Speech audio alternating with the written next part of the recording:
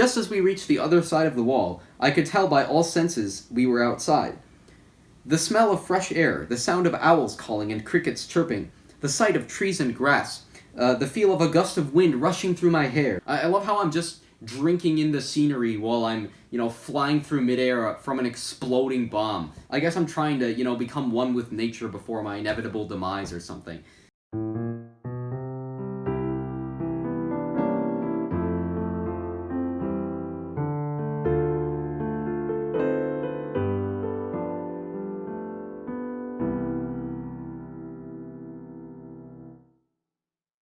"5, 4, the bomb went on as I fumbled around inside it.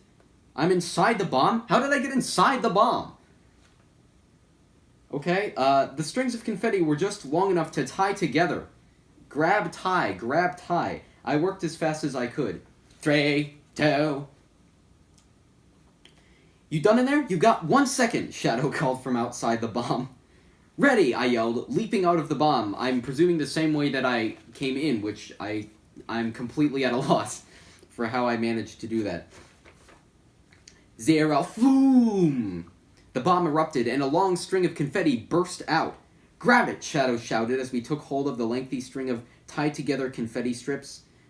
The string of confetti was so strong, it immediately shot us off the ground and brought us through the wall, of which it was also strong enough to break through, out of the mansion. Let me ask a question. If this wall is so fragile that it could be penetrated by confetti, you could have escaped a lot earlier, my friend. You could just punch your way through the wall, just punch a hole in it and walk through the hole. It would have been that simple. If the wall is that weak, I'm surprised the walls haven't just fallen apart in all this, commotion of the bombs exploding all over the place, There shouldn't be any walls left if they're made out of this, I guess, tissue paper that they evidently seem to be made out of.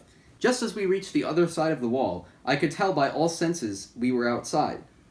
The smell of fresh air, the sound of owls calling and crickets chirping, the sight of trees and grass, the feel of a gust of wind rushing through my hair, the taste of, well, it didn't taste like much. I love how I'm just drinking in the scenery while I'm, flying through midair from an exploding bomb. I guess I'm trying to, become one with nature before my inevitable demise or something. Ha ha ha ha! What fun! Shadow and I heard from behind. We looked and saw, who else but the Joker. Joker! I screamed, startled. How'd you get hold of the string of confetti too? The Joker smiled, of which he couldn't have since he had been smiling all the time before now.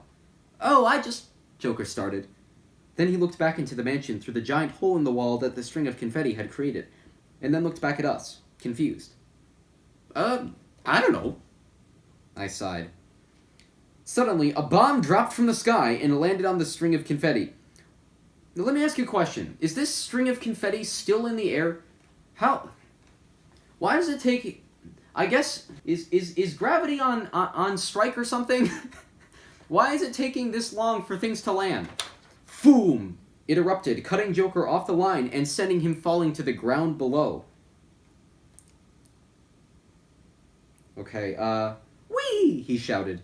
Shad and I looked up to the sky to see where the bomb dropped from.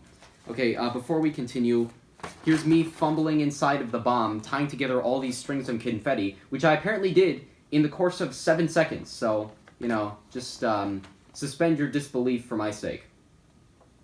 Oh boy. A black bat-shaped plane hovered above, its searchlights flashing everywhere. We looked back down to see Joker being carried off to the Arkham. Already? He just landed! I sighed in relief. Batman was here. If I were you, I wouldn't sigh in relief, since he just dropped a bomb on you. I mean, how come the bomb sent Joker into freefall and not us? I don't know. We jumped off the still-flying confetti string. It's still flying. And grabbed onto a ladder Batman had dropped down from his plane. As we held on tight, the ladder rose, bringing us into the Batplane. We could still hear Joker being driven away in the Arkham Asylum car. Whee! Faster, faster, faster! Speed up this thing! Oh, goody day! It felt great getting back home. Well, back home already, I guess. The warm and cozy blankets were satisfying. The dimness of my room made me feel sleepy and comfortable. I sighed in relief. Yeah, I said the same thing, like right in the last paragraph. My sister, Shadow, was now standing in my room, changed into pajamas. She smiled. "Good night, Bebop man," she yawned, walking out of my room. "Good night, Crumb Noggin," I laughed. Okay, that's an inside joke. They're just names that we came up with for each other. So here's Shadow wishing me a good night. As I lie. This is neither supine nor prone. This is actually I don't know what the word is for lying on your side.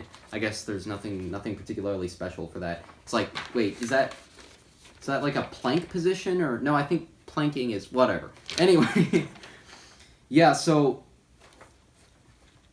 I have several questions about this story. The first question that I would have is, I mean, apart from the ones that I brought up already. What happened to that hammer that flew through the door? Did we ever figure out why it didn't make any sound? Like, did it fall? Like, was there a mattress somewhere and I just missed it? You know? So what happened to that hammer? And then the second question I have is, what's the fate of this string of confetti? Is this thing just going to be flying for eternity? Are we going to see it, like, migrating to the north during the winter time? There are birds flying right in front of them. They turn around like, what the fuck? Anyway, so that's it for Shadow and Hawk, Book 1, Mischief in the Mansion. I have this lovely little synopsis on the back cover.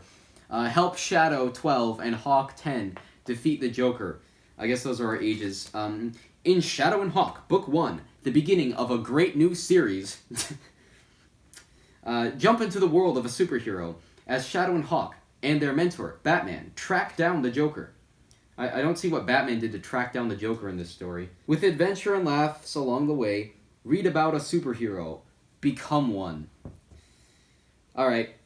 So I think that's enough for tonight. Well, I hope you guys enjoyed this as much as I did. I hope you laughed as much as I did.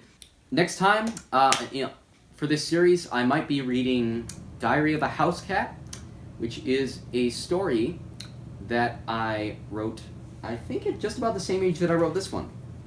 So, look forward to that, and I will see you guys later. Goodbye.